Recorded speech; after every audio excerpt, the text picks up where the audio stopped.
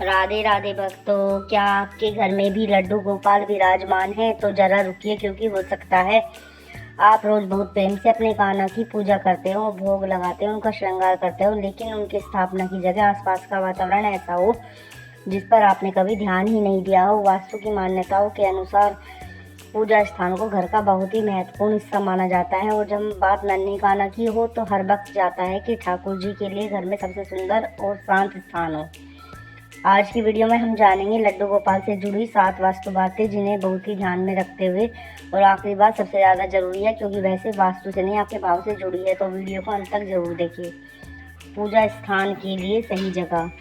वास्तु के अनुसार घर का उत्तर पूर्व यानी ईशान कोण पूजा स्थान के लिए शुभ माना जाता है। अगर आपके घर में मंदिर रखने की सुविधा हो तो बहुत से लोग इसी दिशा में प्राथमिकता देते हैं, लेकिन ध्यान रखिए, अगर आपके घर में ईशान कोण में मंदिर बनाना संभव नहीं है तो इसका मतलब यह बिल्कुल नहीं कि आप वहाँ भगवान की पूजा नहीं कर सकते। घर छोटा हो या बड़ा, फ्लैट हो या किराए का घर, सबसे जरूरी है भगवान के लिए स्वच्छ, शांत और सम्मानजनक स्थान रखा जाए, क्योंकि भक्त सिर्फ दिशा नहीं देखनी होती, भक्ति तो मन से होती है। लड्डू गोपाल को जमीन पर न रखें। बहुत से लोग लड्डू गोपाल के लिए छोटा सा सिंहासन, चौकी या मंदिर रखते हैं। इसका कारण सिर्फ सुंदरता नहीं है, भगवान को सम्मानपूर्वक उनके स्थान पर विराजमान करना भक्ति भाव का हिस्सा माना जाता है। और अगर घर छोटे हैं तो ऐसी जगह रखें जहां ठाकुर जी सुरक्षित रहे। मंदिर के आसपास की गलती न करें। अब तीसरी बात, ये बहुत छोटी है लेकिन बहुत महत्वपूर्ण है। जिस जगह लड्डू गोपाल विराजमान है उसके आसपास गंदगी, अनावश्यक सामान या कबाड़ जमा ना होने दे। जिस जगह हमारे कान्हा बैठे हो वहाँ हम खुद भी तो सफाई और सुंदरता रखना चाहेंगे। चौथी बात, मंदिर में पर्याप्त रोशनी रखें। लड्डू गोपाल का मंदिर बहुत अधेरी जगह पर नहीं रखने के बजाय जहाँ संभव हो प्राकृतिक रोशनी, अच्छी साफ सुथरी रोशनी हो। जब सूर्य की रोशनी घर में आती है तो उसके साथ ठाकुर जी के दर्शन होते हैं, तो पूरा वातावरण ही अलग महसूस होता है। पांचवी बात, लड्डू गोपाल के सामने क्या रखें। कई भक्त अपने ठाकुर जी के पास फूल, तुलसी, भोग और पूजा की आवश्यक वस्तुएं रखते हैं, लेकिन मंदिर की जगह को सामान से भर देने की जरूरत नहीं है। जितना सुंदर और व्यवस्थित मंदिर होगा उतना ही शांत वातावरण उन्हें महसूस होगा। पास में भोग की व्यवस्था रखें। रोज थोड़ा समय उनके पास बैठकर भगवान का नाम ले। यही छोटी छोटी हर चीजें भक्त को सुंदर बनाती है। अब है छठी बात, वास्तु की पूजा की परंपराओं में मंदिर के सामने स्वच्छता और खुलापन रखने पर जोर दिया जाता है। इसलिए कोशिश करें भगवान के सामने अनावश्यक सामान न पड़ावे। मंदिर को स्टोर रूम की तरह इस्तेमाल न करें। मन को शांत रखने की भी जरूरत होती है, बस उन्हें देखिए, कभी कभी अपने मन अपने आप हल्का हो जाता है।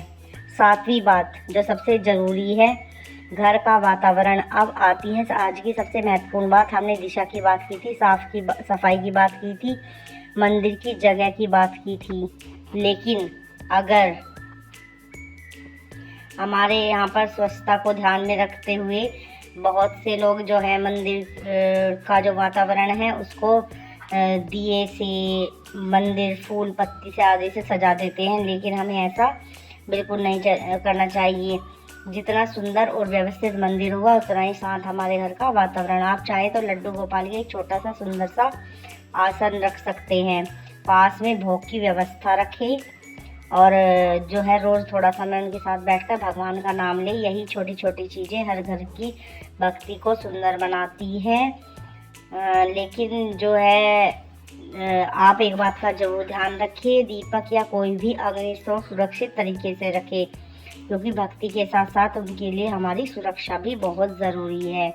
तो एक बार क्या हुआ था, किसी ने ऐसे ही अपने लड्डू गोपाल के पास जलता हुआ दिया रख दिया था, और फिर किसी गलती की वजह से या पता नहीं कैसे वो डल गया उसके ऊपर।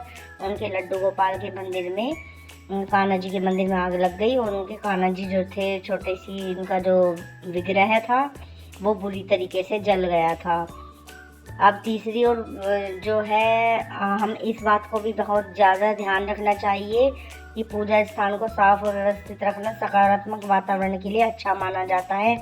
और वैसे भी आप खुद ही सोचिए, जिस जगह हमारे कान्हा बैठे हों हम वहाँ खुद भी सुंदरता और सफाई रखना चाहेंगे। इसका कारण सिर्फ यही नहीं है, भगवान की जो पूजा होती है उसको हमें साफ सफाई के अनुसार ही करना चाहिए।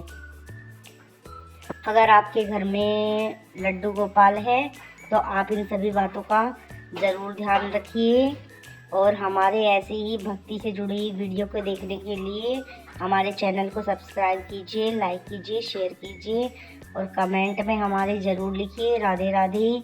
आपको हमारे आप सबके लड्डू गोपाल किस दिशा में रखे हुए हैं हमें कमेंट में ज़रूर बताइए। और भी वास्तु से जुड़े हुए कोई भी तथ्य जानने के लिए आप हमें कमेंट में लिखिए कि आप किस तरह की वीडियो जानना चाहते हैं। हम उसी टॉपिक पर वीडियो बनाना पसंद करेंगे। मिलते हैं अगली वीडियो में एक और नई भक्ति में वीडियो के साथ, एक और नई जानकारी के साथ। तब तक के लिए राधे राधे, जय श्री कृष्णा, राधे राधे, राधे राधे।